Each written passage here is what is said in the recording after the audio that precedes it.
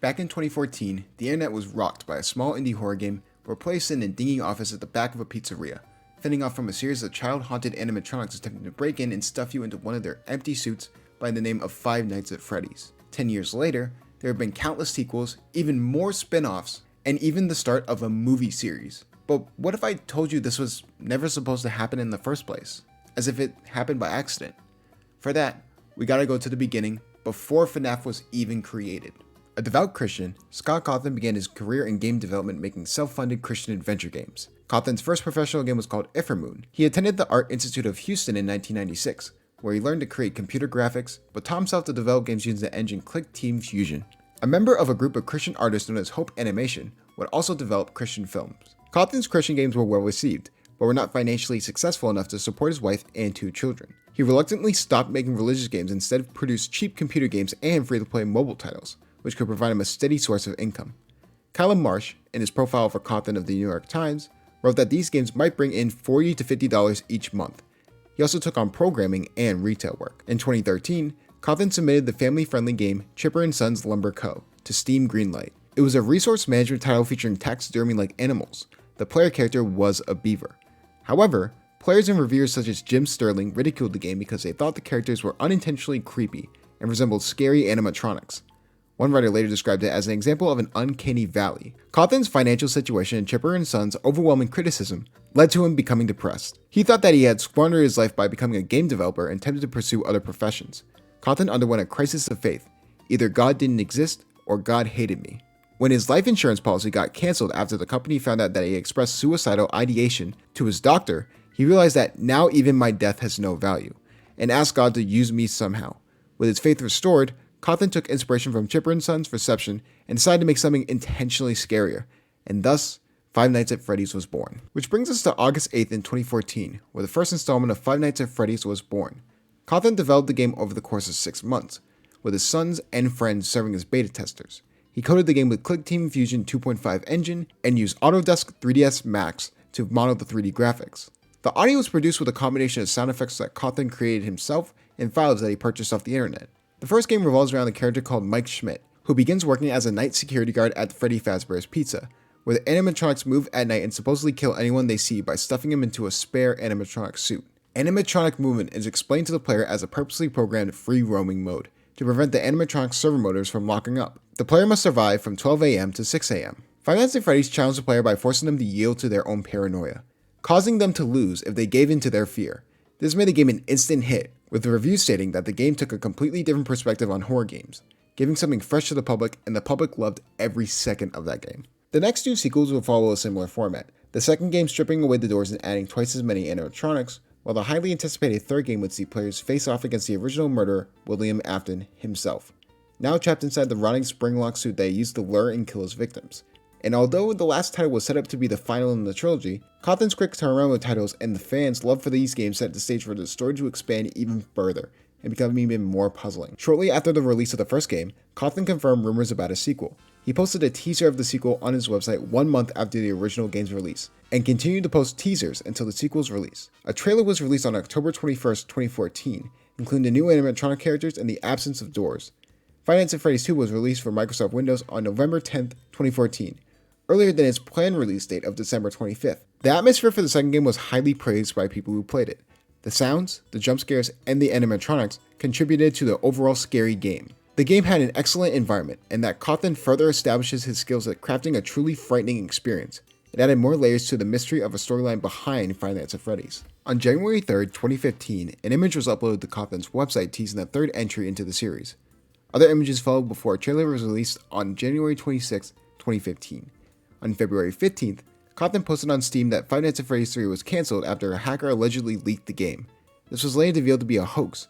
The quote-unquote leaked download linked to a humorous clone of a previous game of Cawthon's, There Is No Pause Button, in which the main character is depicted wearing a Freddy animatronic head. Five Nights at Freddy's 3 was released for Microsoft on March 3rd, 2015. Five Nights at Freddy's 3 does well with its presentation. That the trilogy wraps up so successfully even with its uncommon, almost bare-bone gameplay, no movement and minimal interaction attest to its whack for weaving a simulating world and dangling a mystery just out of reach. Luckily, the visuals remain just as creepy and unsettling as they've ever been. Perhaps a little more, given that the place you're watching over is designed as a horror attraction. Dingy corridors, empty-eyed animatronic heads, and flickering lights are all par of the course here. And though you really only have to worry about one figure lurking through it all, this layout is still effective at building an uneasy atmosphere. Five Nights at Freddy's 4 was first announced in April 2015, advertised as the final chapter. Though initially planned for release on October 31st, 2015, the game was pushed forward numerous times and eventually released on July 23rd, 2015. The game takes place in the bedroom of a child, where the player must avoid attacks by nightmarish animatronics that stalk them. Unlike previous games in the series, the player does not have access to a network of security cameras to monitor animatronic progression. Instead, they must rely on audio cues. In between nights, the player is able to play Atari-style minigames that tell the story of a young boy that is constantly tormented by his older brother. As before, staying alive demands familiarization with each animatronic's behavior, where sight and constant camera tracking facilitated this in earlier games. FNAF 4 tosses that away for a different angle: sound. Audio cues and muffled footsteps, the metallic tinkling of shifting kitchen pans, a huff of breath from something right beside you, indicate whether you use a flashlight or seal a doorway. Being proactive is essential. A single mistake invariably delivers a booming fright. I like that avoidance of randomness and failure, as my actions and choices solely contribute to whether or not I'd soon jump out of my chair. And that's really what Cawthon is best at, ensuring crystallized snapshots of stomach-dropping terror. FNAF 4 uses the sensitivity of your senses to produce out a panicked yelp every time.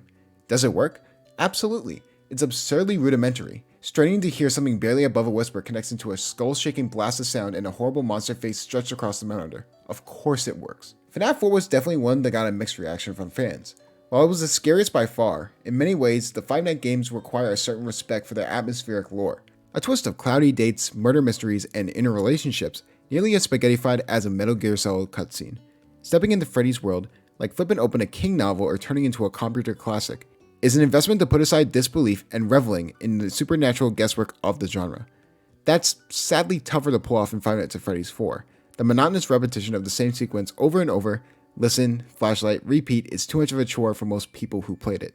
As the title implies, Five Nights at Freddy's does not take place in one of the Freddy Fazbear Pizza restaurants featured in the previous installments, but instead a sister location called Circus Baby's Entertainment and Rental, which features its own set of animatronic characters, central to which is Circus Baby.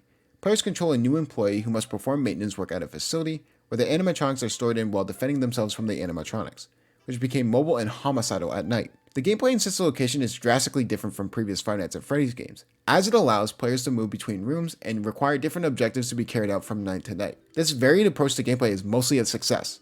While previous titles have suffered from monotony, sister location keeps it moving and delivers fresh thrills throughout the entire work week. I like it, Kudgy. The different tasks lead to some fantastic moments and genuinely spooky scenarios, such as trying to repair a circuit breaker with Funtime Freddy creeping up on you every time you look away. Another standout moment was having to navigate through Foxy's lair using only the occasional strobe of a flashlight to find your way. Sister location is actually funny too. Scott Cawthon pokes fun at the player and isn't afraid to have some fun with it at all. In an early sequence, for example, the player is prompted to input a name, only to have the system glitch out and misinterpret it as Eggs Benedict. What Sister Location excels at is suspense. I keep expecting a jump scare to happen, just by virtue of it being a FNAF game. And while there are still plenty in there, they weren't the only things that built tension. As you play, you have two different narratives telling you contradictory things, which is great for building paranoia. In June of 2017, Cawthon hinted at the development of a sixth main game in the series.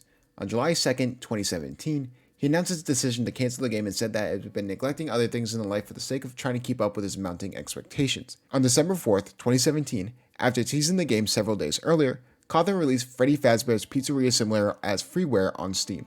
The game is a business simulation game which the player runs a pizzeria, but frequently shifts into a survival horror vein of the series' other games. The game story follows Michael Afton, who sometime following the events after Five Nights at Freddy's 3 and the sister location becomes the manager of a new Freddy Fazbear's restaurant, run by the mysterious Cassette Man. Every night, Michael, under Cassette Man's guidance, must salvage one of the 4 decrepit animatronics that were found in the restaurant's back alley, including his father, William Springtrap, now referred to as Scraptrap, and his sister Elizabeth, Circus Baby, referred to as Scrap Baby. The game has multiple endings depending on how well the player runs the pizzeria and whether they salvage all the animatronics, but the canon ending has Cassette Man reveal himself as Henry Emily, William's former business partner, and set the restaurant on fire after revealing its true purpose as a trap to lure in the remaining animatronics. The restaurant burns to the ground, seemingly killing Michael, Henry, and all the animatronics, finally releasing the spirits haunting them. The game innovatively combined elements of simulation gameplay with a series of trademark survival horror mechanics, offering players a fresh and engaging experience. Additionally, its free-to-play model attracted a wide audience, allowing fans and newcomers alike to enjoy the game without financial barriers. Moreover, the game's blend of suspenseful gameplay, eerie atmosphere, and lore-rich storytelling kept players engaged and motivated to uncover the secrets hidden within the game. These factors collectively contributed to the success of FNAF Pizza Simulator, making it a standout entry in the series and a hit among fans of the horror and simulation genres alike. Ultimate Custom Night was originally intended to be a post-launch add-on to Pizzeria Simulator, but was eventually turned into a standalone game, releasing on June 27, 2018. The customizable night contains a total of 50 animatronics from previous games, allowing the player to determine how aggressive they are during the night. The player can select the office to play in, unlock cutscenes, and choose from 16 themed game modes available. Although unconfirmed, it has been heavily speculated that the game takes place in some version of Hell or Purgatory, where William Afton, following his death at Pizzeria Simulator, is being continuously tortured by the vengeful spirit of one of his victims. However, the anthology novel series Fazbear Frights implies that the game is actually Afton's repeating nightmare, and not Hell or Purgatory. Although it was never confirmed that the Fazbear Fright series is set in the same timeline as the games, Cawthon confirmed that it was supposed to reveal mysteries from previous games. On August 8th, 2019, on the first game's 5th anniversary, Cawthon posted a new image to his website, teasing the next installment for the series. It shows the Mega Pizzaplex, a large mall consisting of a laser tag arena, an arcade, a cinema, and a Freddy Fazbear's Pizza restaurant. In the main square, the 80s style versions of Freddy, Chica, and 4 completely new animatronics can be seen for an excited crowd. On April 21st, 2020, the characters' names were leaked from the Funko's list of upcoming products, and the title was revealed as Five Nights at Freddy's Pizzaplex. Scott Cawthon confirmed the leaks via Reddit, but revealed that the title was not yet official. The game was initially scheduled for an early 2021 release, but was delayed to late 2021. Security Breach was released on PlayStation 5, PlayStation 4, and Steam on December 16, 2021. The game's plot revolves around a young boy named Gregory being trapped in a large shopping mall teeming with murderous animatronics who hunt him down by the orders of Vanny, a mysterious woman in a rabbit costume, while also evading the mall's security guard, Vanessa. Suffering a malfunction that caused him to ignore Vanny's hacking, Freddy assists Gregory in escaping the mall. Unlike previous iterations where Freddy is a prominent antagonist, in Security Breach, Freddy helps the player evade other animatronics and features a stomach compartment that the player is able to hide in. Can I recommend you seek out Five Nights at Freddy's Security Breach? Strangely, I don't know how to answer that in a straight out way. Surprisingly, this game has been one of the most well received Five Nights at Freddy's games by critics, but by the FNAF fandom, it's been a mixed bag. People either hate it, think it's okay, or just plain out love it, and I can see why for every single opinion. I personally thought this game was a lot of fun, but it's so buggy, rushed, and unfair that it just makes the experience annoying at times. Some segments are just a joke, and the glitches make what could be the best game of 2021 nearly unplayable at times. To steal Will and Scott's credit though, I can see how much they loved making this. I just wish they had noticed all the faults between the things that they decided to put in kinda falls over with the stuff they cut out. Five Nights at Freddy's Security Breach is an overambitious, buggy yet fun game. When it works, it hits hard. It's scary, fun, funny, and slightly heartwarming. They achieved remarkable success by capitalizing on its established fanbase, innovative gameplay mechanics, and immersive storytelling. The game expanded upon its lore of Five Nights at Freddy's universe while introducing fresh characters and environments. Its combination of suspenseful horror elements, strategic gameplay, and visually stunning graphics attracted both longtime fans and newcomers alike. Additionally, the game's release on multiple platforms ensured accessibility to a wide audience, further bolstering its popularity. With its well-executed blend of nostalgia and innovation, Security Breach effectively revitalized the franchise and solidified its position as a powerhouse in the horror gaming genre. YouTubers can significantly impact the popularity of a game through their content creation. By showcasing gameplay, providing commentary, and sharing their experiences, they introduce the game to their audience in a relatable and engaging way. Authentic reactions, humor, and skillful play can make the game more appealing to viewers, encouraging them to check it out for themselves. Additionally, collaborations with other YouTubers or influencers can broaden the game's exposure to different audiences. Beyond initial exposure, ongoing series of regular updates about the game can maintain interest or keep it relevant in the gaming community. Ultimately, the combination of entertaining content, genuine enthusiasm, and consistent engagement with their audience allows YouTubers to wield significant influence in making the game popular. For gameplay, it was YouTubers like Markiplier, PewDiePie, Jacksepticeye, and Corey Kenshin, just to name a few, that really made FNAF jump to that next level. But then you had the game theorists who went into detail about the FNAF storyline, making it just as good, if not more entertaining, to find out more about FNAF, getting more people interested.